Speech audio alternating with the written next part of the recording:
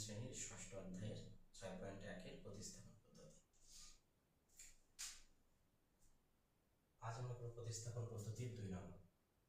আমাদের দেওয়া আছে 2x + y = 5, x - y = 1। সূত্র দেওয়া আছে, তাহলে প্রদত্ত রাশি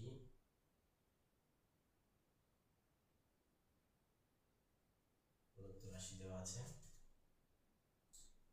2x + y = 5, x - y = 1।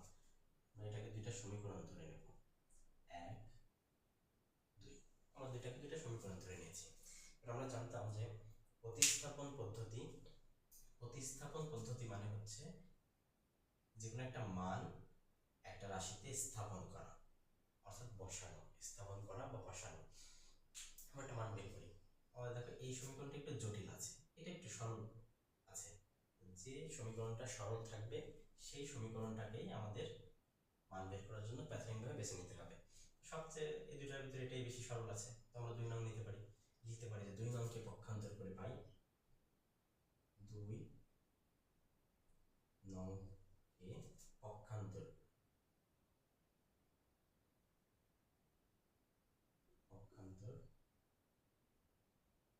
করে 2 নংকে পক্ষান্তর করে কি পাই? 2 নং সমীকরণ আছে হচ্ছে x - y = 1, x - y = 1। অথবা আমরা এখানে x রাখি, 1 রাখি, এই পাশে -y আছে, এই পাশে যে হবে +y।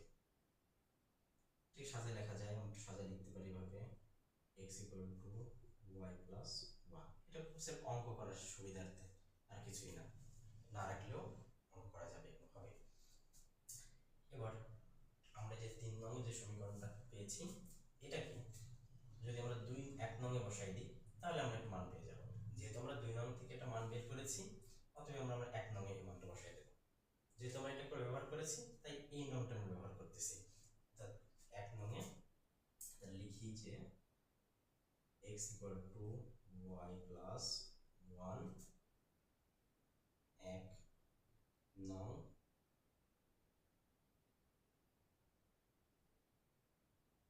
সমীকরণে বসাই।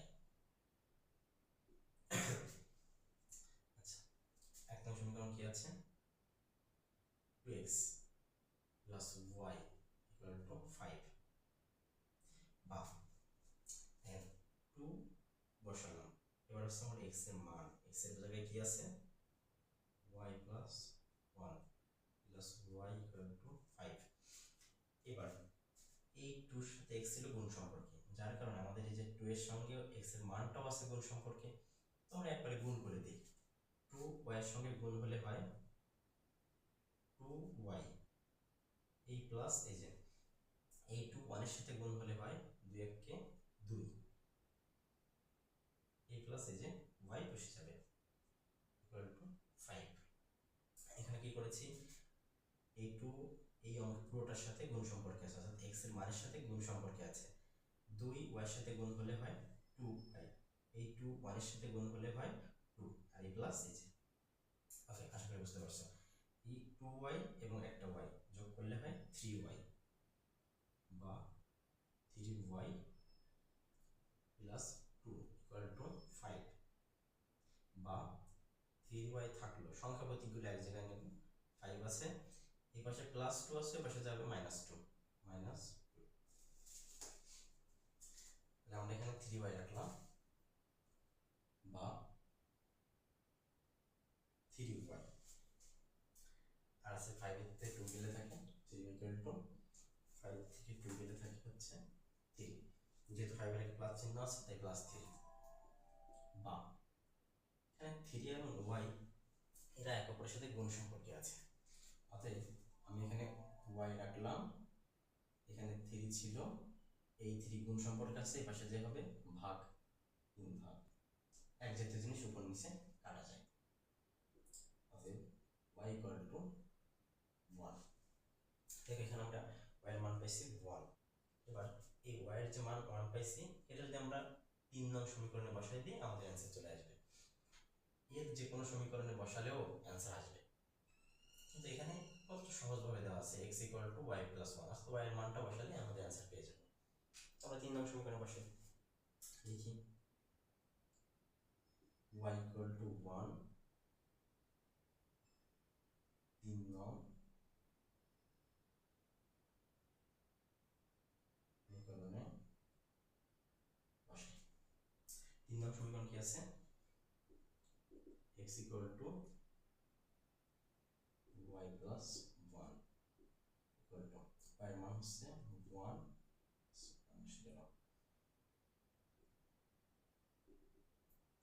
x রাখলাম, 1 আর 1 যোগ হলে হয়, আমরা x এর মান পাইছি 2, y এর মান পাইছি 1।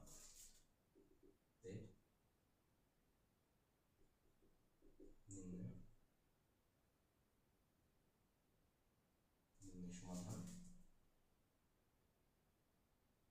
y ইকুয়াল টু x এর মান হচ্ছে 2, y এর মান হচ্ছে 1, y এর মান 1, x এর মান 2। এই হলো অ্যান্সার। তোমাদের লেখা সুবিধার্থে স্ক্রিনশট রাখতে পারো। আমি আরেকবার বলি, আমরা করতেছিলাম প্রতিস্থাপন পদ্ধতি, এটা হচ্ছে 2 নং। আমাদের দেওয়া আছে 2x plus y equal to 5, x minus y equal to 1। দেখো প্রদত্ত রাশি, আমাদের যেটা দেওয়া থাকবে সেটাই তো প্রদত্ত রাশি। প্রদত্ত রাশি যেটা লিখছি এবং আমরা প্রথমটাকে 1 নং সমীকরণ এবং দ্বিতীয়টাকে 2 নং সমীকরণ ধরে নিয়েছি। আমরা অঙ্ক করার সুবিধার্থে সব সময় সরল সমীকরণটাকে, যেটা বেশি সরল, দেখতে সোজা, সেই সমীকরণটাকে বেছে নেব আমাদের প্রথমবার পক্ষান্তর করে মান বের করার জন্য। আমরা এখানে 2 নং সমীকরণটাকে সহজ পেয়েছি। আমরা লিখেছি 2 নংকে পক্ষান্তর করে পাই, কি পেলাম, আমরা এখানে 2 নং সমীকরণ বসেছি x y 1, আমরা এখানে x রাখলাম, এই 1 থাকলো, এই মাইনাস y এই পাশে যে কি হবে প্লাস হয়। আমরা অঙ্ক করার সুবিধার্থে এটাকে একটু সাজায় লিখছি, এটা না লিখলেও হবে।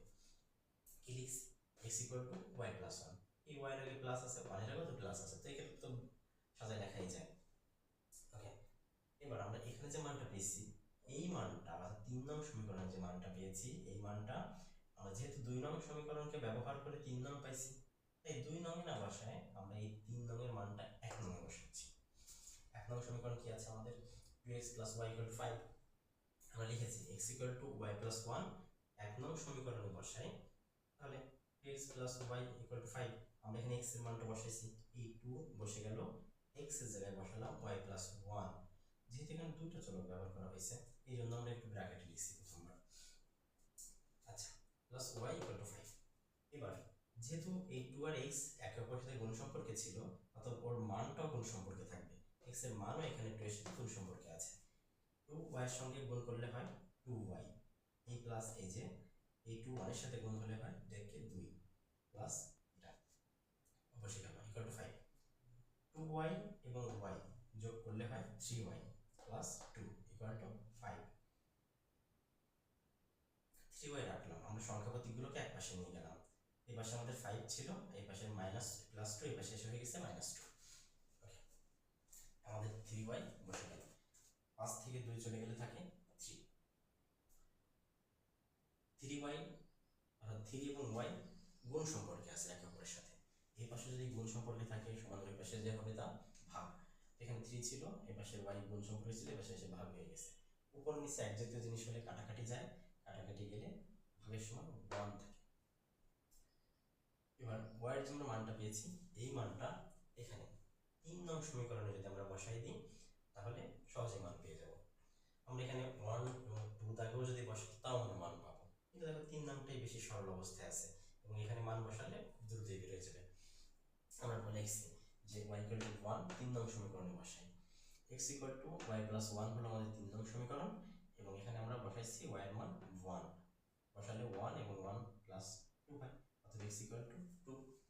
নির্ণয় সমাধান, x এর মান আমরা x, y অর্থাৎ x এর মান পেয়েছি 2 অর্থাৎ 2 এবং y এর মান পেয়েছি 1, 2, 1। আশা করি বুঝতে পেরেছো।